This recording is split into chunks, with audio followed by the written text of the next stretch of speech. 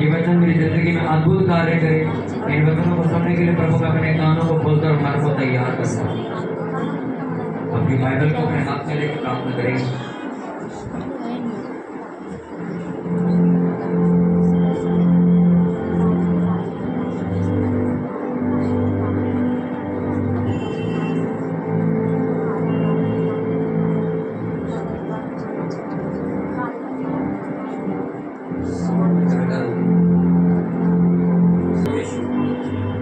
यीशु मसीह के नाम में मांगते सब बोले आमीन। इब्रानियों 12 उसका 12 वचन हम पढ़ेंगे। नया नियम इब्रानियों की पुस्तक 12वां अध्याय उसका 12वां वचन हम पढ़ेंगे। अपने पड़ोसी की मदद करते ना करते ना मिले और जल्दी निकालेंगे इस वचन को। अरे अपनी बाइबल में निकालो, उसी का देखते जा रहे हो, वचन निकालो वो पढ़ना। इब्रानियों 12 उसका 12 वचन पढ़ेंगे। जिनके पास बाइबल है उनको बाइबल अगर देती हो तो वो जरूर निकालो।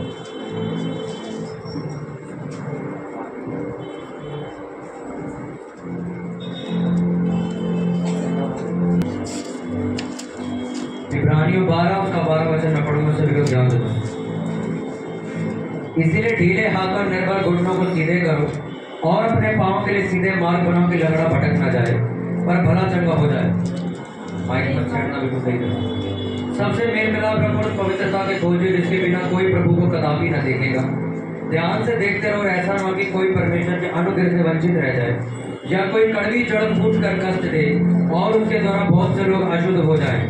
ऐसा न हो कि कोई जन व्यभिचारी या एसाव के समान अधर्मी हो जिसने एक बार के भोजन के बदले अपने पहलौठे होने का पद बेच डाला। तुम जानते हो कि बाद में जब उसने आशीष पानी चाही तो अयोग्य गिना गया और आंसू बहा बहा कर खोजने पर भी मन फिरा का अवसर उसे ना मिला। सब बोलो आमीन। एक संचन दोबारा ना सुनाई देगा, दोबारा पढ़ेंगे इस वचन को और आप लोग मेरे साथ पढ़ेंगे। इसलिए ढीले हाथ और निर्बल घुटनों को सीधे करो और अपने पांव के लिए सीधे मार्ग बनाओ कि लंगड़ा भटक न जाए पर भला चंगा हो जाए। सबसे मेल मिलाप रखो उस पवित्रता के खोजियो जिसके बिना कोई प्रभु को कदापि ना देखेगा। ध्यान से देखते रहो, ऐसा ना हो कि कोई परमेश्वर के अनुग्रह से वंचित रह जाए या कोई कड़वी जड़ फूट कर कष्ट दे और उसके द्वारा बहुत से लोग अशुद्ध हो जाए। ऐसा ना हो कि कोई जन व्यभिचारी या एसाव के समान अधर्मी हो जिसने एक बार के भोजन के बदले अपने पहलौठे होने का पद बेच डाला। तुम जानते हो कि बाद में जब उसने आशीष पानी चाहिए तो अयोग्य गिना गया और आंसू बहा बहा कर खोजने पर भी मन फिरा का अवसर नहीं मिला। पूरी चर्च जोर से बोले आप।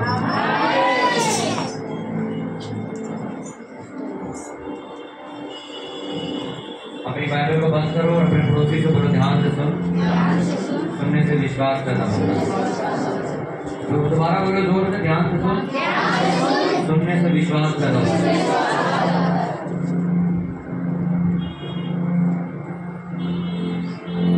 बाइबल में लिखा कि उसने कहा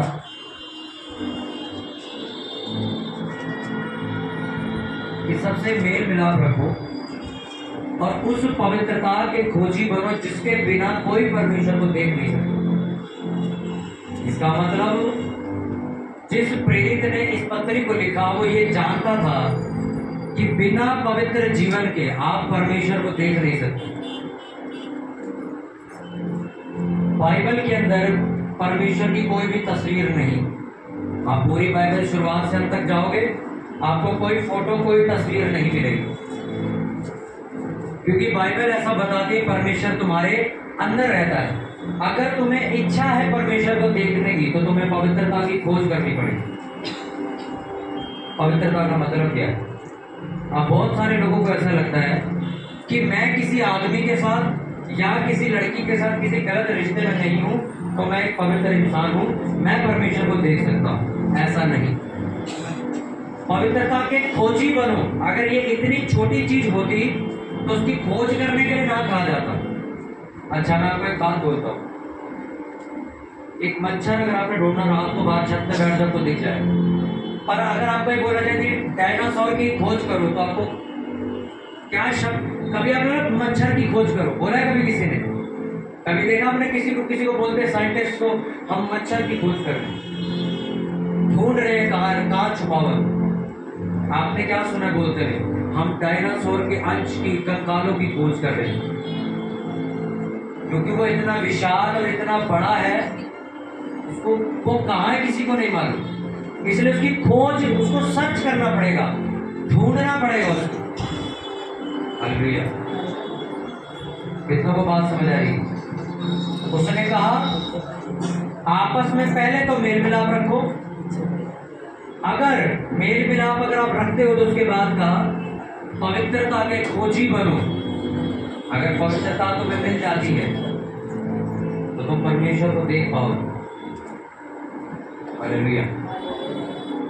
उसने कहा अगर तुम परमेश्वर को देखना चाहते हो तो पवित्रता के खोजी बनो। अब उन्हें तीसरी में एक बात बोली कि अपने आसपास ध्यान दो कि कोई कड़वी जड़ फूट कर तुम्हें दुख न दे और तुम्हें भी अशुद्ध ना करे, क्योंकि एसाव की तरह जिसने अपने पैरोठे यानी कि बड़े होने का अधिकार एक कटोरी दाल खाने के लिए बेच दिया था, लेकिन जब बाद में उसने आशीष लेने की कोशिश करी उसे मिली नहीं, क्योंकि वह अपने आशीष पाने का जो अधिकार था बेच चुका।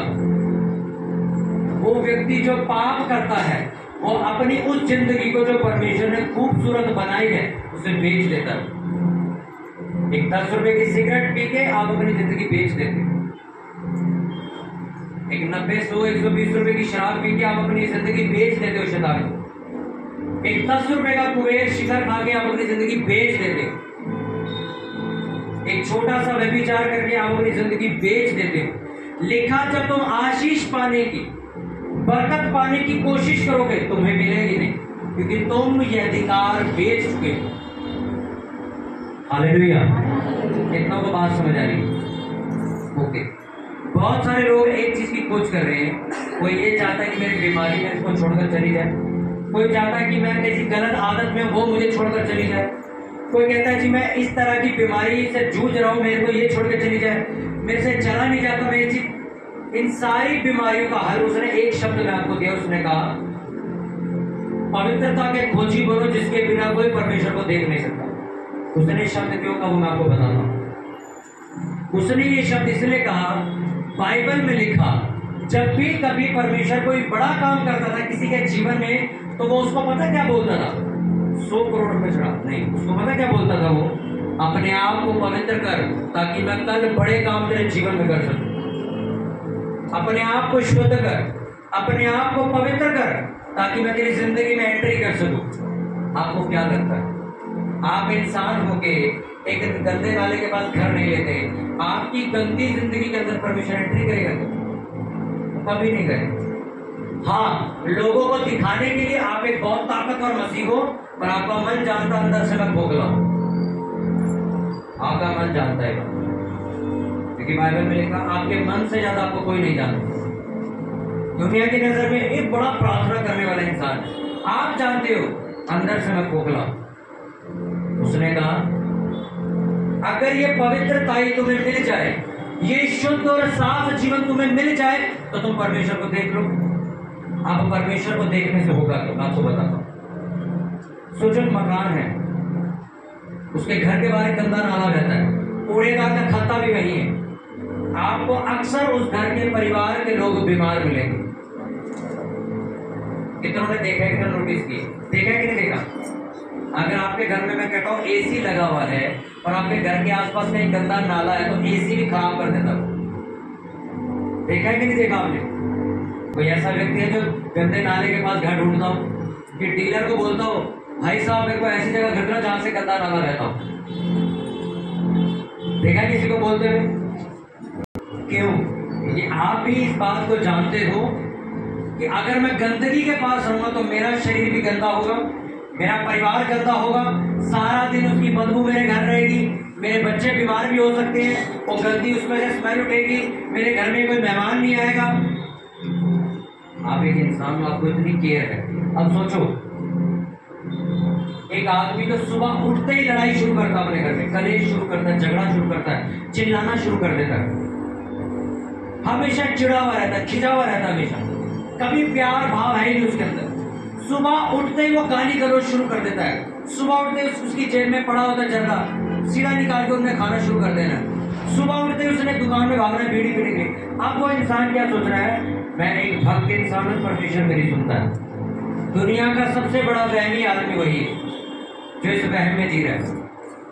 आपको सच कह, सुबह उठते ही मोबाइल फोन देखा आपने, दुनिया की सारी गंदगी इसके अंदर है। ऐसा नहीं है कि इसके अंदर अच्छी चीजें नहीं है। आज आप जो इंटरनेट पे वर्शिप सुनते हो इसी फोन की वजह से सुन रहे हो, वरना तुम आराधना नहीं सुन पाते। ये अच्छी चीज भी है। अब सोचो, सुबह उठते ही आपने फोन में वर्शिप लगाई कि व्हाट्सएप का स्टेटस चेक किया।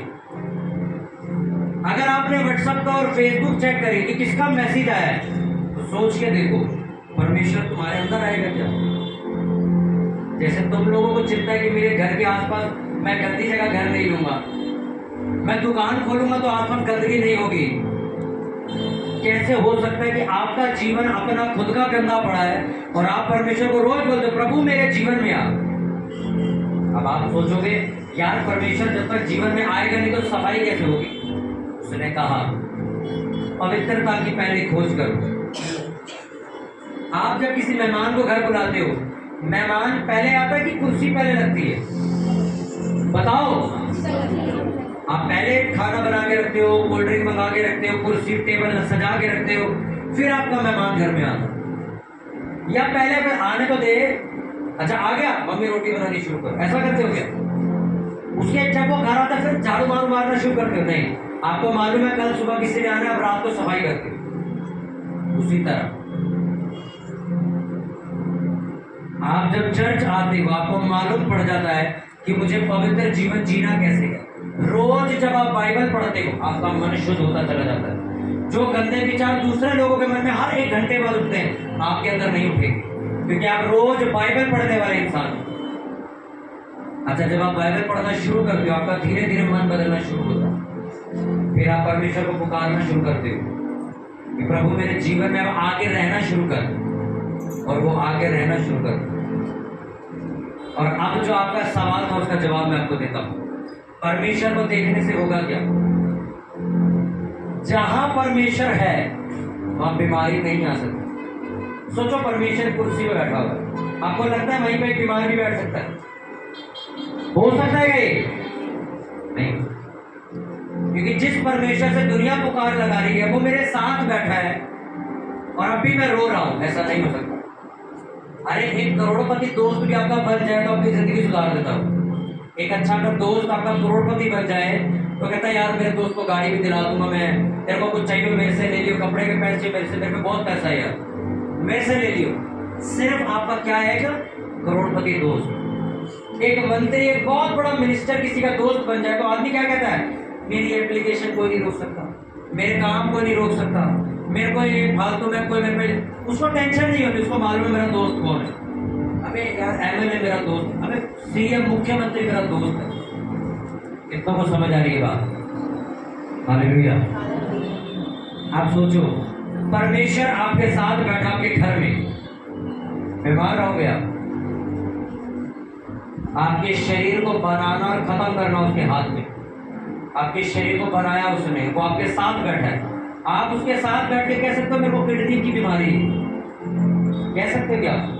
किडनी बनाने वाला, किडनी ठीक करने वाला, किडनी खत्म कर देने वाला, किडनी गायब कर देने वाला, सब कुछ वही है। वो आपके साथ बैठा, आप बोल सकते हो ये बात कि मेरी किडनी खराब है पर मैं रहता परमेश्वर के साथ। आप कभी नहीं बोल सकते ये बात। इसीलिए उसने कहा कि जब परमेश्वर तुम्हारी जिंदगी में आएगा, एक बीमारी है जिसके लिए तुम धक्के खा रहे हो, ये अगले दिन ठीक हो जाएगी। ये गरीबी जिसमें तुम दिन काट रहे हो, ये अगले दिन खत्म हो जाएगी। बाइबल में लिखा धन की आशीष परमेश्वर देता है। कौन देता है पैसा? वो आपके घर में अगर रहता है तो तुम ये बोलोगे मेरे पर कर्जा बहुत है, तुम नहीं बोलोगे ये बात। तुम्हें मालूम है इस दुनिया का पैसा, इस दुनिया के हीरे जवाहरात इसने बनाए, ये मेरे घर में रहता है, मुझे किसी भली वस्तु की घटी नहीं होगी। आपने प्रभु यीशु मसीह के बारे में पढ़ा है कि नहीं पढ़ा?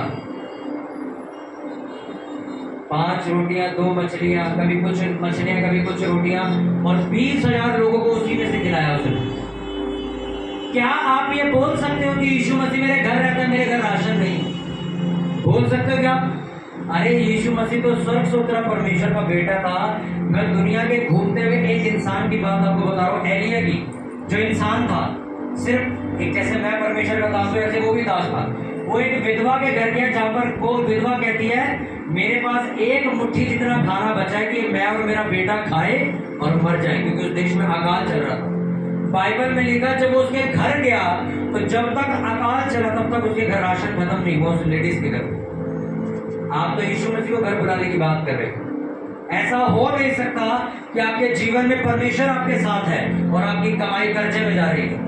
एक व्यक्ति क्रिश्चियन आदमी मेरे सामने रो रहा, मैं इतने कमाता हूँ ये भी कर्जे में चला जाता है, ये एक्स्ट्रा कमाई ये भी कर्जे में चले गए, ये फालतू कमाई ये भी कर।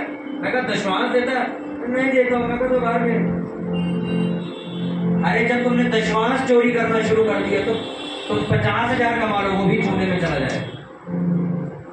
और आप हैरान हो गए सोच के, यार मैं चल तनख्वाह तो मैंने कमा ली, ये तो ऊपर से आया हुआ पैसा था, ये तो मैंने मेहनत करके अलग से कमाई, ये भी चला गया कर्जे में।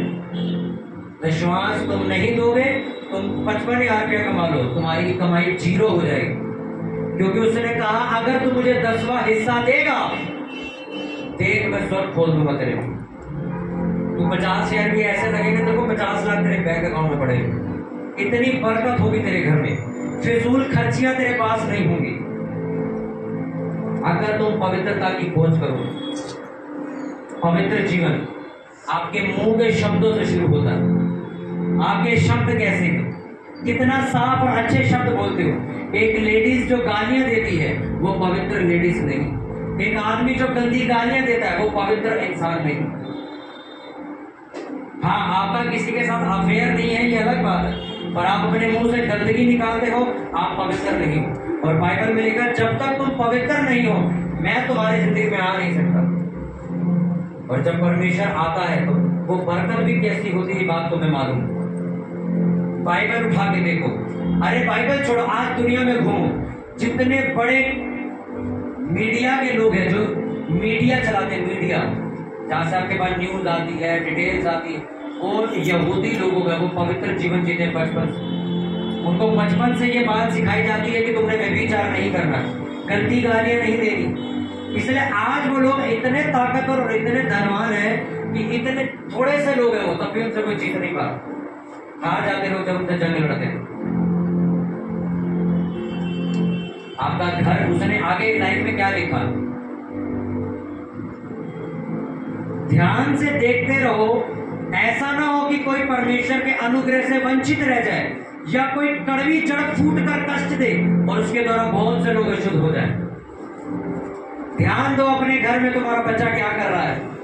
क्या पता आज तुम अपने बच्चों को हल्के में छोड़ रहे हो, चल कोई नहीं घूम ले आज। लिखा ये कड़वी जड़ एक दिन फूटेगी, खुद भी गंदी होगी, तुम्हें भी करेगी और सबको लेकर डूबेगी एक साथ। मेरी वाइफ चर्च नहीं आती है पर मैं आता हूं, मेरे बच्चे चर्च नहीं आते हैं पर मैं आता हूं। उसने कहा ध्यान दो कोई परमेश्वर के अनुग्रह से अलग न रह जाए, क्योंकि यही अलग रहने वाले लोग एक दिन जड़ कड़वी बन के फूट पड़ेंगे। वही परिवार जिसको आप ये सोच के छोड़ाते हो घर पे भी तो कोई रखवाली के लिए होना चाहिए। चलो कोई नहीं, हम सब चर्च जा रहे हैं, कोई तो एक बंदा जॉब पर जाना चाहिए जो कमा के ला सके। उसने कहा अगर वो अनुग्रह से वंचित हो गया वो एक दिन कड़वी जड़ फूट कर निकलेगा। आज तुम्हारा बच्चा जो तुम्हें लग रहा है ना चर्च तुम्हें बड़ी हल्की और आम बात लग रही है, उसने कहा एक दिन एक कड़वी जड़ बन के फूटेगी, खुद भी अशुद्ध होगी, तुम्हें भी अशुद्ध करेगी। मैंने ऐसे परिवार देखे, माँ बाप मसीह में है, बच्चों को कंट्रोल नहीं किया, बच्चों ने अन्य जातियों में शादी कर ली और वो अन्य जाति लड़कियां बात उनके पूरे घर को उल्टे काम करवा रही।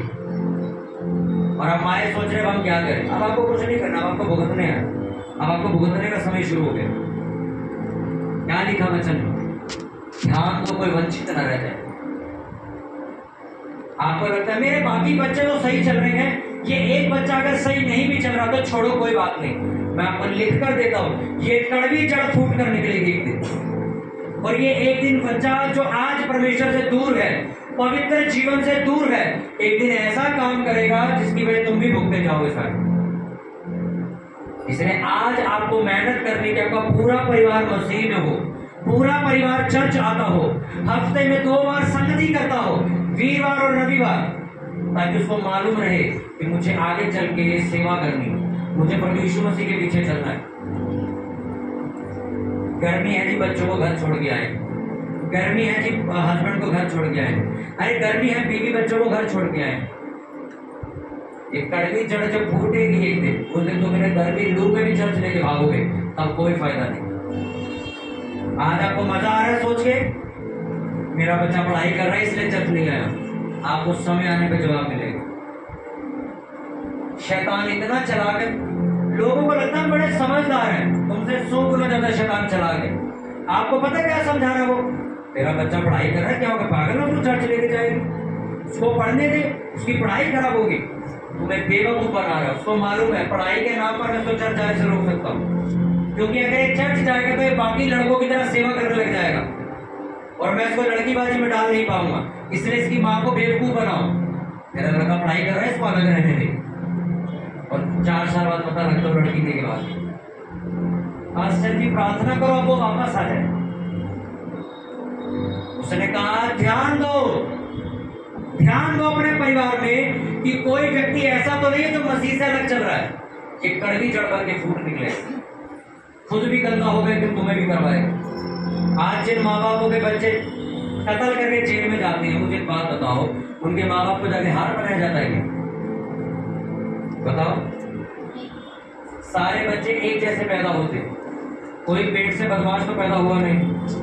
किसकी वजह से बदमाश बना हो? उसकी अपनी माँ और बाप की वजह से। क्योंकि माँ बाप कोई बात नहीं, घूम आए लड़कों के साथ, अच्छा रात को 12 बजे आ रहा है, कोई बात नहीं, आके इकलौता लड़का है, मना नहीं कर सकते, कोई बात नहीं, 12 बजे तक घूम, मम्मी मेरे को 2000 रुपये चाहिए, कोई बात नहीं, ये 2000 रुपये, मना नहीं करती हूँ मैं। जब वो लड़का गलत संगति में पड़ा, अब माँ बाप इंटरव्यू में न्यूज वालों को कहते हैं देखो हमारे लड़के ने गलती की, सजा मिलनी चाहिए, देखो हम उसमें कुछ नहीं कह सकते। बाइबल ऐसा बता दी, बच्चा कैसा बड़ा होगा ये तुम लोग डिसाइड करो। मेरे बच्चे प्रार्थना करने वाले होंगे या फिर घुमक्कड़ होंगे, ये मैं डिसाइड करूंगा। ये मेरे हाथ में छोड़ा गया। अगर ये परमेश्वर के हाथ में होता तो वो ये वचन कभी नहीं लिखता कि पिता अपने पुत्र की ताड़ना कर, क्योंकि छड़ी के मारने से मर नहीं जाएगा वो, पर गलत चीजों से बच जाएगा। ये शब्द परमेश्वर कभी नहीं लिखता। उसने शिक्षा देना, अपने परिवार को काबू करना, सही तरीके से चलाना माँ बाप के हाथ में रखा हुआ है। अगर माँ बाप ये डायलॉग मारने लगे प्रभु ठीक करे, तो आप बेवकूफ हो। परमेश्वर कहे तो मेरा काम ही नहीं है, ये तेरा काम है, और आप सारी जिंदगी बोले जा रहे हो प्रभु अपने आप देखे, प्रभु अपने आप देखे। मेरा बच्चा सिगरेट पी रहा है, प्रभु अपने आप देखे, देख ही रहा है वो तो बर्बाद हो रहा। तेरे को माँ बाप बना के क्यों भेजा कहता? ताकि तू इसकी रखवाली करे, इसे सही डेवलप करके बड़ा कर सके, अच्छी लड़की से ब्याह, अच्छे लड़के से ब्याह सके, इनका घर बसा के अपनी उम्र खत्म करके तो वापस मेरे पास आ सके। ये तुम्हारी जिंदगी थी, तुम सारी जिंदगी डायलॉग मारते रहे। बच्चे अपने आप देख लेंगे, परमेश्वर अपने आप देख लेगा, हस्बैंड को अपने आप सुधार। एक मसीही व्यक्ति की अपनी जिम्मेवारी है कि उसके परिवार का उद्धार हुआ है कि नहीं, क्योंकि तुम लोग प्रेयर करोगे, फास्टिंग करोगे, मेहनत करोगे, वो आदमी घुटने टेक देगा। और आप सारी जिंदगी क्या बोल रहे हो? मैं तो देखो चर्च जाता ही हूँ, मैं किसी के साथ जबरदस्ती नहीं कर सकता। एक दिन वो जबरदस्ती करेंगे तुम्हारे साथ और तुम्हें उन जगहों पे लेके जाएंगे जहां जाना वर्जित है बाइबल, और तुम तब भी यही बोलोगे मैं अपने बच्चे का दिल नहीं तोड़ सकती, मैं अपने हस्बैंड के आगे बोल नहीं सकती। इस चर्च में एक लेडीज आती थी, मैं जानता हूँ, उसके अपने ये बात के शब्द थे कि मेरे हस्बैंड के अंदर जो गंदी दुष्ट आत्मा वो इस चर्च में आने से डरती है, इसलिए मेरा हस्बैंड रोज मुझे बोलता है दूसरी चर्च में चलेंगे। मैं कहा चलो बताओ क्या उन्हें चर्च, मैं कहा मत जाना वहां पे, कहती पर वो कहता वहीं जाना। मैं कहा वो इसलिए कह रहा है, उसको मालूम है वहां सामर्थ्य नहीं। क्या हुआ? आज वो लेडीज इस चर्च में नहीं वहीं जाती। कारण क्या था पूछा मैंने, हस्बैंड के आगे बोल नहीं सकती ना, हस्बैंड के आगे तुम बोल नहीं सकते, वो तुम्हारा आगे कूड़ा रखेगा, कूड़ा भी खाओगे क्या? हस्बैंड के आगे बोल नहीं सकते ना, बोल नहीं सकती ना, क्या बोल नहीं सकती ना, रेत बोल नहीं सकती ना, पानी पड़ेगी, पानी की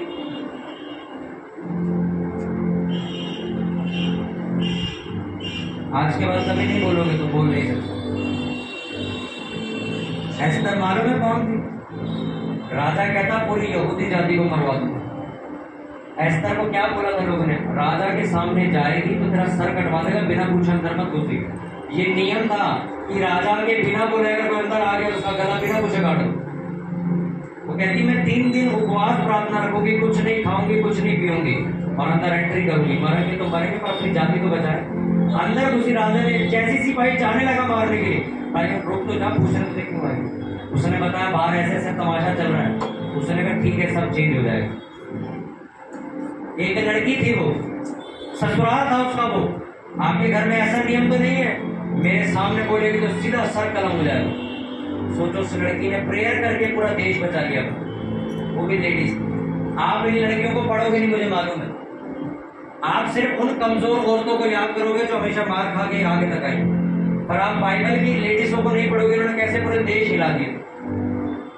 कैथरीन कोलमन नाम की एक पास्टर थी, लड़की थी वो, आदमी की बात नहीं कर रहा हूँ। हम लोग कहते हैं लड़की कहाँ से तो सेवा करेगी, हम तो लेडीज के, हमें तो बर्तन धोने की सेवा दे दो, हम उसी में खुश हैं।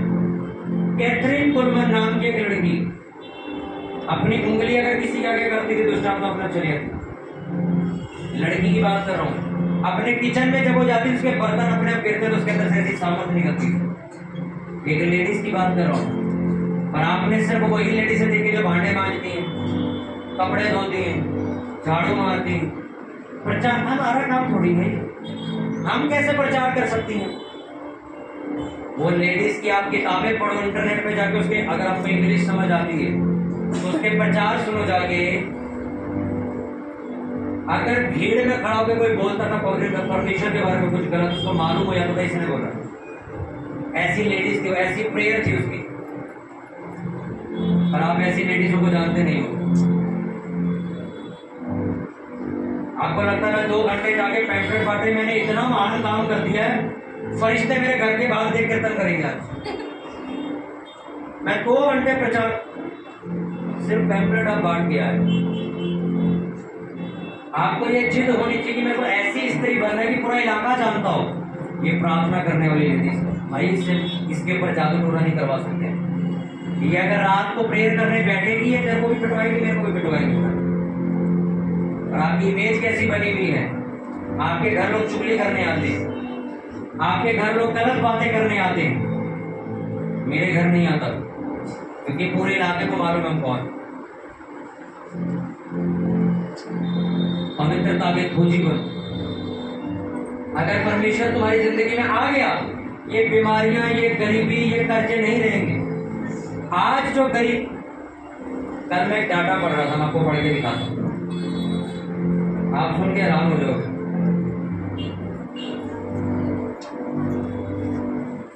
सुनो, ध्यान से सुनना इस चीज को।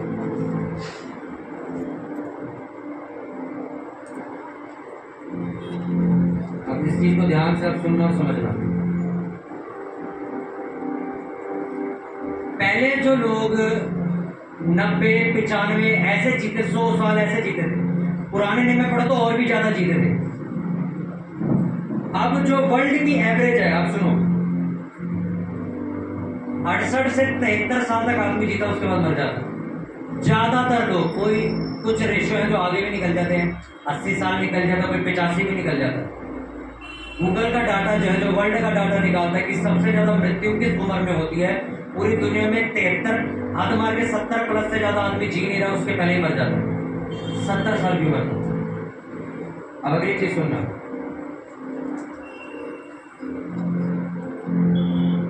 अगर आपको ये चीज समझ आए, रोज का डाटा एवरी डे के हिसाब से 300 से 400 लोग आत्महत्या करके मर जाते। यानी कि आप ये समझ लो, अगर अभी आप यहाँ बैठ के प्रचार सुन रहे हो, आप 300 लोग आत्महत्या करके मर जाए।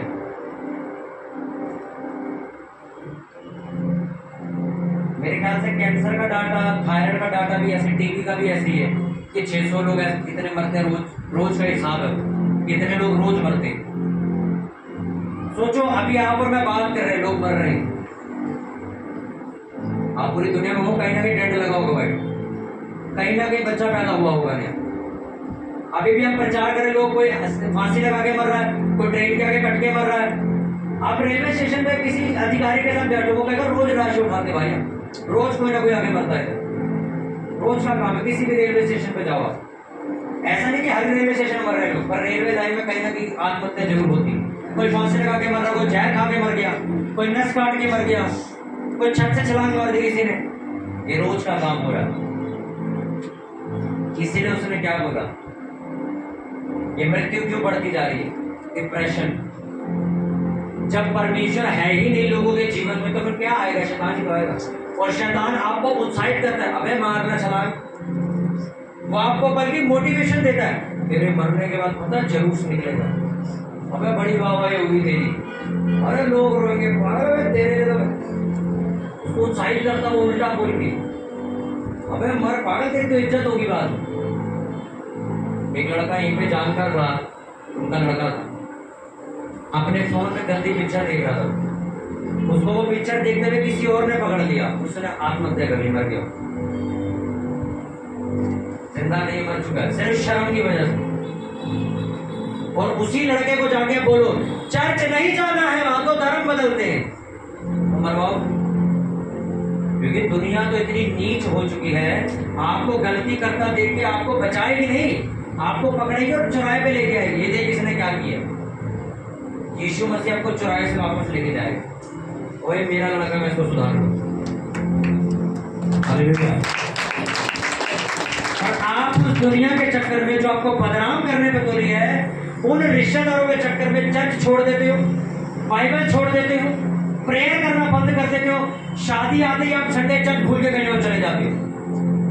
मैंने कोई ऐसा लड़का नहीं देखा जो संडे चर्च छोड़ के नौकरी किया हो और आज वो अमीर हो। परमेश्वर कंगला बनाएगा तुम्हें, क्योंकि वो कहता है कि संडे जब मेरे पास आने का टाइम था तब तू नौकरी करने गया था, अब कमा बेटे पे पैसा देखो मैं कमाता हूँ, आज तू कमा, तेरी 6 में थैली में ना करवाऊं तो मुझे बताइए। इसीलिए उसने कहा अगर तुम पवित्र नहीं हो, बीमारियां तुम्हें लग जाएंगी, जादू टूना करने वाले कामयाब हो जाएंगे तुम्हारे ऊपर। अगर तुम पवित्र साफ नहीं हो, जड़ा धड़ा भी तुम्हें बदबू दे देगा, लग जाएगी तुम्हें। मैं रिक्शे में बैठा हुआ, आगे मेरे पास पैसे दे भाई, तो साथ में लड़का बैठा, कहता भाई इनको पैसे दे दो, इनकी बदबू लग जाती है। मैं कहा तू आज बदबू दे, तू दे बदबू।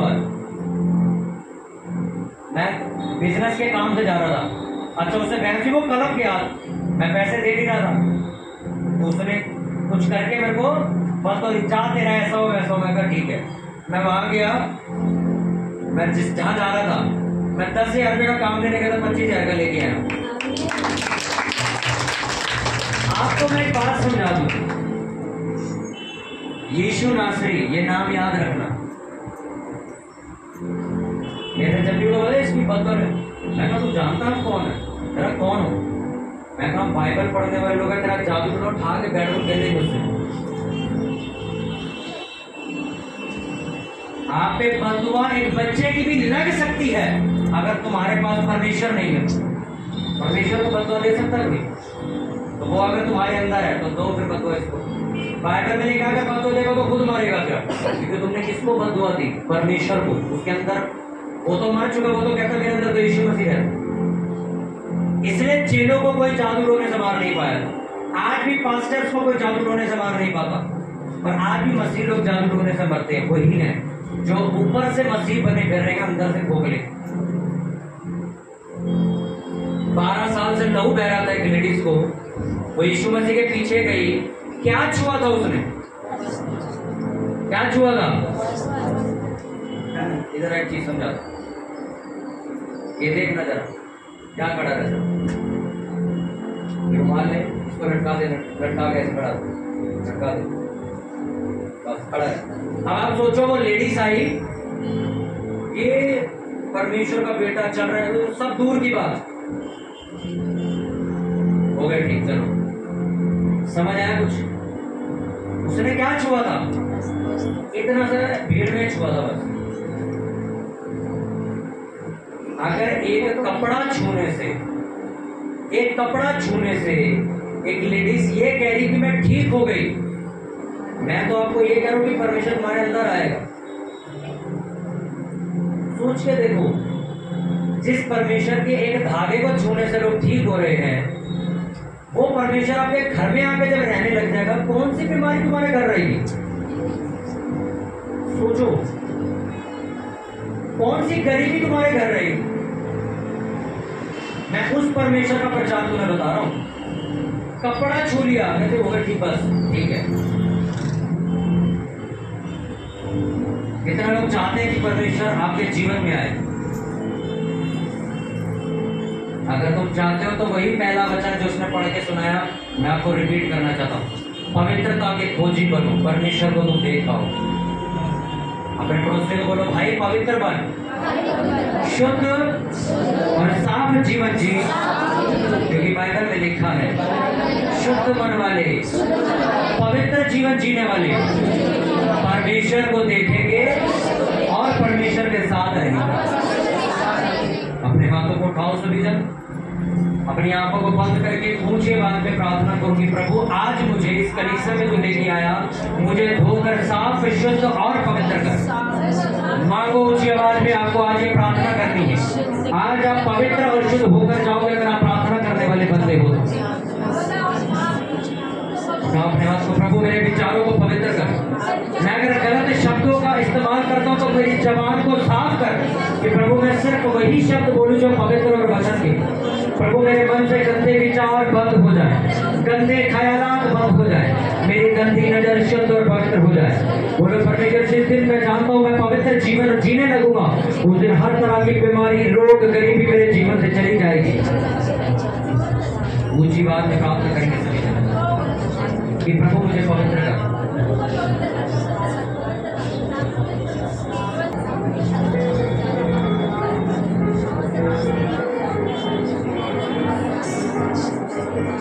प्रभु यीशु मसीह के सामर्थ्य नाम में मांगते हुए चर्च जोर से बोले आमीन। एक बार खींच के हटाओ हालेलुया की आवाज में।